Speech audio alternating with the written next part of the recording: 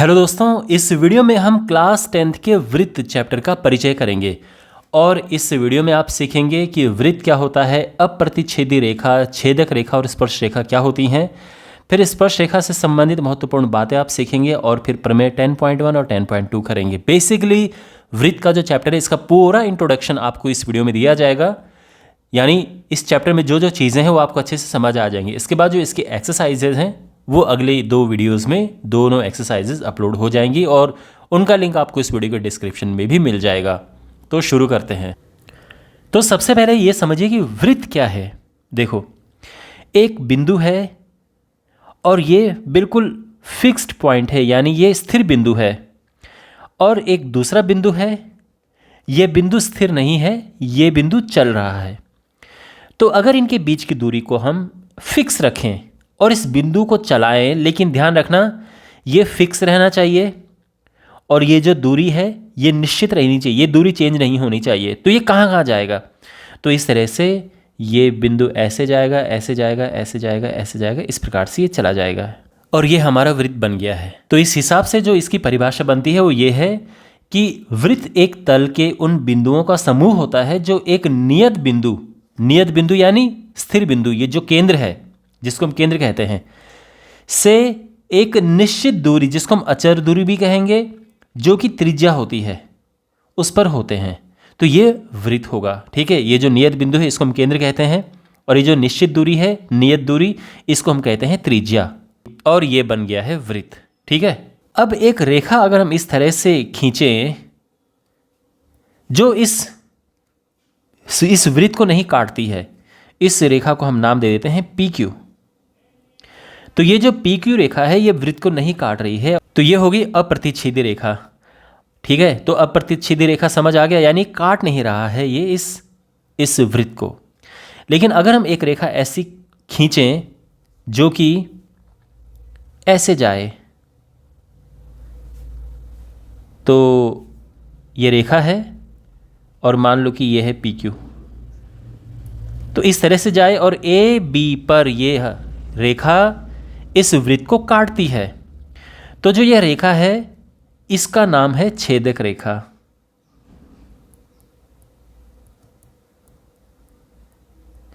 इसको इंग्लिश में कहते हैं सेकेंट।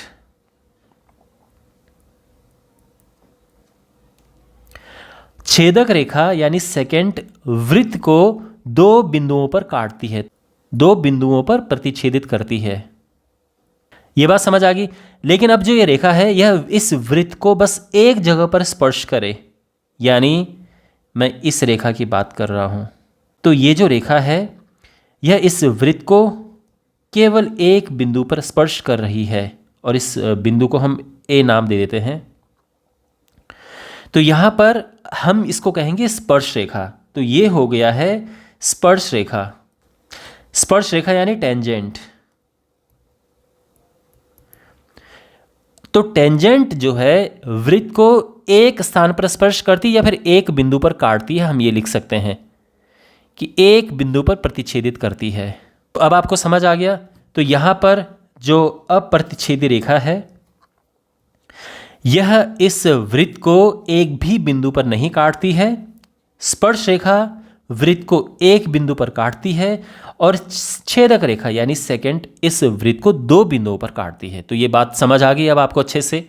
इसको हम C नाम दे देते हैं। तो यहां पर हमने इसको C नाम दे दिया है। तो यहां पर जो ये C बिंदु है इसका एक नाम है, C को कहते हैं स्पर्श बिंदु। जो AB रेखा है, AB रेखाखंड की बात कर रहा हूं मैं, यहां से यहां तक ये जो रेखाखंड है इसे कहते हैं जीवा, कॉर्ड। ओके, तो यहां पर मैंने आपको अप्रतिच्छेदी रेखा, छेदक रेखा और स्पर्श रेखा के बारे में बेसिक चीजें बता दी हैं। और अब इंपॉर्टेंट पॉइंट पे आते हैं, स्पर्श रेखा से संबंधित महत्वपूर्ण बातें। मान लीजिए एक वृत्त हमारे पास है जिसकी त्रिज्या R है और केंद्र O है। इस वृत्त पर एक स्पर्श रेखा PQ है जो कि इस वृत्त को X पर स्पर्श करती है, टच करती है। तो जो X है, जैसे कि मैं ऑलरेडी आपको बता चुका हूं कि इसको हम कहते हैं स्पर्श बिंदु। तो सबसे पहली प्रॉपर्टी आपको यह समझनी है कि केंद्र से जब आप स्पर्श बिंदु को मिलाएंगे तो ये 90 डिग्री होता है। तो यानी जो OX है ये परपेंडिकुलर होता है पी क्यू के, तो ये 90 डिग्री होता है, ध्यान रखना। दूसरी यहाँ पर इंपॉर्टेंट बात यह है कि मान लो कि एक बिंदु यहाँ पर टी है और इस बिंदु से आप पी पर स्पर्श रेखा खींचते हैं, केवल पी यहाँ पर पॉइंट ऑफ कॉन्टैक्ट है यानी स्पर्श बिंदु। तो जब आप यहाँ पर स्पर्श रेखा खींचते हैं तो पीटी को हम कहते हैं स्पर्श रेखा की लंबाई। ध्यान रखना, स्पर्श रेखा की लंबाई उस केस में नहीं होगी जब आपके पास इस तरह से कोई स्पर्श रेखा होगी लंबी सी, तब हम स्पर्श रेखा की लंबाई की बात नहीं करेंगे। लेकिन अगर हमारे पास बस ये है, यानी इस बिंदु से आपने स्पर्श रेखा खींचना चाहा और आपने खींची, और पी बिंदु पी है स्पर्श बिंदु, तो पीटी जो है वो स्पर्श रेखा की लंबाई होगी। और अगर स्पर्श रेखा की लंबाई आपको ज्ञात करनी है तो यहाँ पर आप पाइथागोरस प्रमेय का सहारा भी ले सकते हैं। तो यहाँ पर पाइथागोरस थ्योरम से हो जाएगा, ध्यान से समझिए कि OT² = OP² प्लस PT²। तो अगर ये दोनों दिए हैं तो आप आराम से स्पर्श रेखा की लंबाई ज्ञात कर सकते हैं। अगली प्रॉपर्टी यह है कि एक हमारे पास वृत्त है जिसका केंद्र O है और बाहर किसी बिंदु से, ये P बिंदु से हम इस वृत्त पर स्पर्श रेखा खींचते हैं। तो दो स्पर्श रेखाएं खींची जा सकती हैं अधिकतम। एक है ये, इसको S और इसको T नाम देते हैं। तो दो स्पर्श रेखाएं, एक PS है और दूसरी PT है। तो पहली बात तो यह है कि बाहरी बिंदु से किसी वृत्त पर दो स्पर्श रेखाएं खींची जा सकती हैं। दूसरी प्रॉपर्टी यह है कि इन स्पर्श रेखाओं की लंबाई बराबर होती है, तो यहाँ पर PS बराबर होंगे PT। तीसरी प्रॉपर्टी यह है कि अगर आप केंद्र से इसको मिलाओगे तो ये जो दो त्रिभुज यहाँ पर बन रहे हैं, ये दोनों त्रिभुज सर्वांग सम है। इसका मतलब ये है कि ये कोण और ये कोण बराबर होंगे, ये कोण और ये कोण बराबर होंगे। और हाँ, जैसे कि आपको पता है कि पहले से ही ये 90 डिग्री होता है, ये 90 होते हैं। तो इसका मतलब ये है कि एंगल O और एंगल P आपस में सप्लीमेंट्री, जिसको हम संपूरक कोण कहते हैं, वो होते हैं। ठीक है, तो यहाँ पर इनको प्लस करेंगे तो ये 180 आएगा। इसका मतलब ये है कि अगर हमारे पास ये कोण, ये पूरा कोण 60 अंश है और आपको ये ज्ञात करना है तो बड़ा आसान है, ये 120 अंश होगा क्योंकि दोनों को प्लस करके ये 180 आता है। ठीक है, उसका कारण आप समझ ही गए होंगे कि ये 90 है, ये 90 है, तो 180 तो निकल गया और पूरा चारों को मिला के 360 होता है, तो इन दोनों को प्लस करके 180 आएगा। तो एक प्रॉपर्टी ये है। इसके अलावा कुछ और बेसिक बातें, अगर आपको एक क्वेश्चन पूछा जाए कि एक बिंदु से, मान लो कि एक बिंदु हमारे पास ये है, इस एक बिंदु से होते हुए कितनी स्पर्श रेखाएं खींची जा सकती हैं, तो आपका क्या आंसर होगा?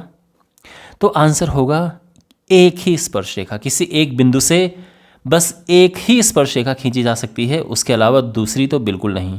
यहाँ पर आप देख सकते हैं कि एक ही स्पर्श रेखा खींची जा सकती है, इसके अलावा दूसरी नहीं खींची जा सकती, क्योंकि जैसे ही आप दूसरी रेखा खींचने की कोशिश करोगे, ये जो है इस तरह से, और फिर ये स्पर्श रेखा नहीं रहेगी, ये फिर प्रतिच्छेदी रेखा बन जाएगी, जिसको हम सेकंड कहते हैं। तो इसीलिए एक बिंदु से केवल एक ही स्पर्श रेखा खींची जा सकती, यानी वृत्त पर किसी एक बिंदु से, यानी अगर मैं इस बिंदु की बात करूं कि इस बिंदु से कितनी स्पर्श रेखाएं खींची जा सकती हैं, तो इस बिंदु से एक ही खींची जा सकती है। इस बिंदु से इस बिंदु से भी एक ही खींची जा सकती है। तो हर एक बिंदु से, यानी वृत्त में किसी एक बिंदु से एक ही खींची जा सकती हैं। हाँ, अगर एक क्वेश्चन ये आ जाए कि एक वृत्त में कितनी स्पर्श रेखाएं हो सकती हैं, तो अनंत हो सकती है ना। आप किसी भी बिंदु को ले लो और वहां पे स्पर्श रेखा खींच दो। तो इस तरह से, तो एक तो ये है। दूसरा ये क्वेश्चन हो सकता है, ऑलरेडी मैं वैसे आपको बता चुका हूं, कि अगर बाहर एक बिंदु है, इस बिंदु से वृत्त पर कितनी स्पर्श रेखाएं खींची जा सकती है, तो इसका आंसर है 2। तो एक स्पर्श रेखा इस तरफ हो जाएगी और एक स्पर्श रेखा इस तरफ हो जाएगी। इस तरह से केवल 2 स्पर्श रेखाएं खींची जा सकती हैं बाहरी किसी बिंदु से। इसके अलावा एक और इंटरेस्टिंग क्वेश्चन कि एक बिंदु से होते हुए कितने वृत्त बनाए जा सकते हैं। एक बिंदु से होकर कितने वृत्त जा सकते हैं, तो इसका आंसर क्या होगा? अनंत। एक ये वृत्त है, ये भी इस बिंदु से होकर जा रहा है, ये भी इसी बिंदु से होकर जा रहा है, ये भी इसी बिंदु से होकर जा रहा है, ये भी इसी बिंदु से होकर जा रहा है। तो एक बिंदु से होते हुए अनंत वृत्त खींचे जा सकते हैं। अब अगर हमारे पास दो बिंदु हैं तो इन दो बिंदुओं से होकर कितने वृत्त खींचे जा सकते हैं? तो अभी भी हमारा आंसर होगा अनंत वृत्त खींचे जा सकते हैं। एक ये हो गया, समझ गए? दो बिंदु ये हैं, एक ये है और एक ये है। अच्छा, दूसरा ये हो गया, ठीक। तीसरा ये हो गया। तो आपने देखा कितने भी वृत्त खींचे जा सकते हैं दो बिंदुओं से होते हुए। लेकिन अगर प्रश्न है कि तीन बिंदुओं से, या ये हमारे पास तीन बिंदु हैं, तीन बिंदुओं से होकर कितने वृत्त खींचे जा सकते हैं, तो इसका आंसर है केवल एक ही वृत्त खींचा जा सकता है, एक से ज्यादा नहीं।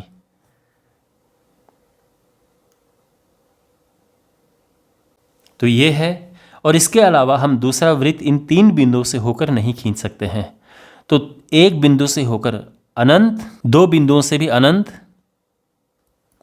लेकिन तीन बिंदुओं से होते हुए केवल एक ही वृत्त हम खींच सकते हैं। इसके अलावा एक और इंपॉर्टेंट प्रॉपर्टी जीवा से संबंधित, ये हमारे पास वृत्त है, इसका केंद्र O है और ये एक जीवा है। जीवा को AB नाम दे देते हैं, ये केंद्र O है। जब हम केंद्र से जीवा पर लंब डालते हैं, तो ये हमने एक लंब डाला यहां पर, तो ये 90 डिग्री है क्योंकि लंब डाला है। तो ये जो लंब है इसको हम OM नाम देते हैं, इसको, इस लंब को। तो ये जो OM है इसको दो बराबर भागों में बांटता है, ये ध्यान रखना। तो अगर आपके पास त्रिज्या है, ये रेडियस त्रिज्या है, इसकी लंबाई पता है, तो आप आराम से AM ज्ञात कर सकते हो और इस प्रकार से आप जीवा भी ज्ञात कर लोगे। मान लो कि एक वृत्त आपके पास है जिसकी त्रिज्या 5 सेंटीमीटर है, OM जो है उसकी लंबाई 4 सेंटीमीटर है और हमें इस जीवा AB की लंबाई ज्ञात करनी है। तो पाइथागोरस थ्योरम का यूज़ करके पहले तो AM निकालो। कैसे निकलेगा? 5 square is equal to 4 square plus M square, और इस प्रकार से AM आ जाएगा 3। और जो AB है वो बिल्कुल इसका डबल हो जाएगा, दुगुना, 2 × 3, और ये होगा 6 सेंटीमीटर, और ये हमारा आंसर है। तो इस तरह से हम जीवा की लंबाई ज्ञात कर सकते हैं अगर हमें लंब और त्रिज्या पता हो। और अब हम बढ़ते हैं प्रमेय 10.1 और 10.2 की ओर। अब हमारे पास है प्रमेय 10.1। इसमें क्या है? वृत्त के किसी बिंदु पर स्पर्श रेखा स्पर्श बिंदु से जाने वाली त्रिज्या पर लंब होती है। वैसे ऑलरेडी मैं ये बता चुका हूँ कि ये प्रमेय क्या है, मतलब ये चीज़ मैं समझा चुका हूँ, बस यहाँ पर हमें सिद्ध करना है। तो ये एक वृत्त है, इस वृत्त का केंद्र ये है O, और एक स्पर्श रेखा है, इसको हम नाम दे देते हैं XY। P यहाँ पर स्पर्श बिंदु है, और हम अब क्या करेंगे, ये O से P को मिलाएंगे और हमने ये सिद्ध करना है कि ये 90 डिग्री है, यही क्वेश्चन में। तो क्वेश्चन में क्या दिया है? XY एक स्पर्श रेखा है, बिंदु P जो है यह स्पर्श बिंदु है, यानी जिस बिंदु पर स्पर्श रेखा इस वृत्त को टच करती है। हमें सिद्ध करना है OP जो है यह परपेंडिकुलर यानी लंब है XY पर। अब इसको सिद्ध करने के लिए एक चीज़ आप ध्यान में रखो, फिर आपको समझ आ जाएगा कि हम किस दिशा की ओर जा रहे हैं। मान लो हमारे पास कोई रेखा है, कोई रास्ता है, कुछ भी है, और आप यहाँ पर बैठे हो।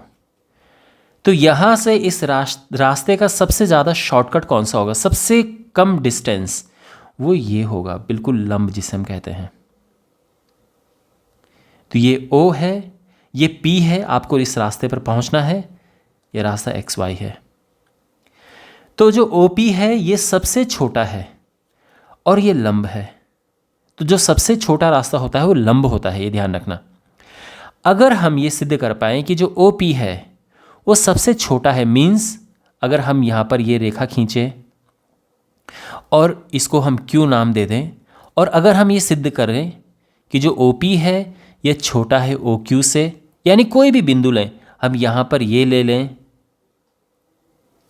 R है ये, पर जो OP है वो OR से भी छोटा अगर हमने प्रूव कर दिया, यानी अगर हमने ये सिद्ध कर दिया कि जो OP है वो सबसे छोटी इनमें डिस्टेंस है, सबसे शॉर्टेस्ट, सबसे छोटी दूरी OP है, तो हमारा ये सिद्ध हो जाएगा कि ये 90 डिग्री है।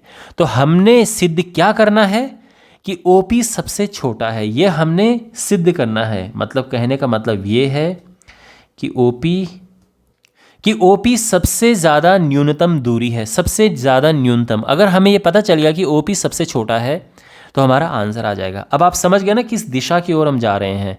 हमने बस ये सिद्ध करना है कि OP सबसे छोटा है। अब ये कैसे करेंगे देखो, तो यहाँ पर हम इसको हटा दो, Q हमने लिया, ठीक है। तो XY पर Q बिंदु लेने पर, और इसके बाद O से Q को हम मिलाएंगे। तो O से Q को हमने मिला दिया है। अब देखो, अब ये बात ढंग से सुनो, जो सबसे इंपॉर्टेंट पार्ट है। ये तो हमें पता है कि जो P बिंदु है इसको टच कर रहा है, लेकिन जो Q बिंदु है इसको वृत्त के बाहर होना चाहिए। आप कहोगे कि वृत्त के बाहर क्यों होना चाहिए? तो सोचो, अगर मान लो कि ये बिंदु Q जो है वृत्त पर है, मान लो कि ये वृत्त पर है, उस केस में क्या होगा? उस केस में जो ये PQ है इस वृत्त को दो जगह काटेगा, दो बिंदुओं पर काटेगा। तो अगर ये भी वृत्त पर है, ये भी वृत्त पर है, तो ये जो XY है ये तो स्पर्शरेखा होगी ही नहीं ना, क्योंकि स्पर्शरेखा क्या होती है? जो वृत्त को एक बिंदु पर काटती है। तो इसीलिए जो Q है यह वृत्त के बाहर होना चाहिए। तो हम ये लिखेंगे कि बिंदु Q वृत्त के बाहर होगा। क्यों? क्योंकि यदि बिंदु Q वृत्त पर होता है तो जो रेखा XY है वृत्त को दो बिंदुओं पर प्रतिच्छेदित करेगी। अगर भाई P तो पहले से हमें पता है कि ये वृत्त पर है, अगर Q भी वृत्त पर हो जाएगा तो XY इस वृत्त को दो बिंदुओं पर प्रतिच्छेदित करेगी ना, और फिर यह स्पर्शरेखा नहीं होगी। लेकिन चूंकि XY एक स्पर्शरेखा है, इसलिए यह इस वृत्त को केवल एक ही बिंदु जो कि P है उस पर प्रतिच्छेदित करेगी, और बिंदु Q वृत्त के बाहर होगा। इसलिए Q वृत्त के बाहर है, तो मैंने पूरे लिख दिया है। और अगर Q वृत्त के बाहर है तो हम ये कह सकते हैं कि OP छोटा है OQ से, है ना, क्योंकि भाई एक जो बिंदु वृत्त पे है और ये वृत्त के बाहर है, तो ये तो छोटा ही होगा ना। और यह इस स्पर्शरेखा के सभी बिंदुओं के लिए सत्य है। तो यह इस स्पर्शरेखा के सभी बिंदुओं के लिए सत्य, जैसे मैंने आपको शुरू में बताया था ना कि अगर आप यहाँ पर R लें तो भी वही होगा कि जो OP है वो OR से छोटा होगा। तो ये सभी बिंदुओं के लिए सत्य। तो हम ये कह सकते हैं कि OP न्यूनतम दूरी है। तो हम ये कह सकते हैं कि जो OP है केंद्र O से स्पर्शरेखा की न्यूनतम दूरी है, और इसीलिए हम इस नतीजे पर पहुंचे हैं कि OP is perpendicular to XY। तो ये प्रूफ हो चुका है, हेंस प्रूव्ड। ओके, तो आई होप आपको ये समझ आया होगा। इसमें ज़्यादातर लिखना है, प्लीज़ राइटिंग थोड़ा सा अजीब सी बनी है तो माइंड मत करना। वैसे मैं साथ साथ में बता रहा हूँ कि ये क्या लिखा है। और अब हमारे पास है प्रमेय 10.2, और यह प्रमेय क्या है? हमें सिद्ध करना है कि बाहरी बिंदु से किसी वृत्त पर खींची गई जो स्पर्श रेखाएं हैं, जैसे इस केस में PQ और PR हैं, वो बराबर हैं। हमने ये सिद्ध करना है कि PQ बराबर PR।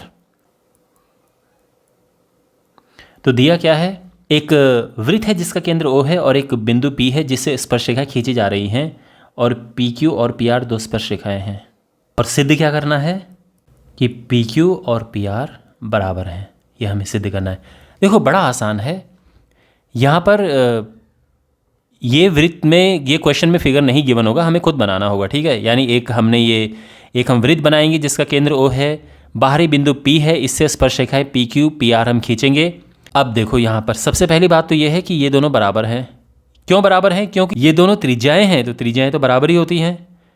ये एंगल 90 है और ये एंगल 90 है, और इसके अलावा जो ये है ये दोनों त्रिभुजों के लिए कॉमन हो जाएगा। तो इस प्रकार से हम दोनों को सर्वांग सम सिद्ध कर देंगे। तो हम लिखेंगे यहाँ पर कि त्रिभुज PQO और PRO में, तो यहाँ पर एंगल PQO बराबर है एंगल PRO के, दोनों 90 हैं, जिसको हम राइट एंगल कहते हैं, समकोण। फिर है PO दोनों के लिए बराबर है, यानी दोनों के लिए कॉमन है, मतलब ध्यान रखना पीओ इसमें हाइपोटेन्यूस है, जिसको कि हम कहते हैं कर्ण। और तीसरा ओ क्यू बराबर ओ आर, ये दोनों त्रिज्याएं हैं। क्या आप बता सकते हैं कि यहाँ पर सर्वांग समता का कौन सा गुण लगा है? तो अब आप कहोगे कि सर यहाँ पर साइड एंगल साइड है, तो ये गलत है, साइड एंगल साइड नहीं है यहाँ पर है। इसीलिए त्रिभुज दिस सर्वांग सम है त्रिभुज इसके RHS नियम से। सर्वांग समता का जो RHS नियम है, R यानी राइट एंगल समकोण, H यानी हाइपोटेन्यूस कर्ण, और S यानी साइड, ये जो दोनों त्रिज्याएं बराबर थी यहाँ पर, ये दोनों भुजाएं, तो ये RHS नियम से सर्वांग सम है। इसीलिए हम ये कह सकते हैं कि PQ बराबर PR, ये हुआ CPCT से। तो corresponding parts of congruent triangles यानी सर्वांग सम त्रिभुजों के संगत भाग बराबर होते हैं, तो इसीलिए ये बराबर हो चुके हैं और यही तो हमें सिद्ध करना है, हेंस प्रूव्ड। दोनों स्पर्श रेखाएं बराबर हो चुकी हैं। ठीक है, और इसी के साथ परिचय का जो ये वीडियो था ये समाप्त होता है।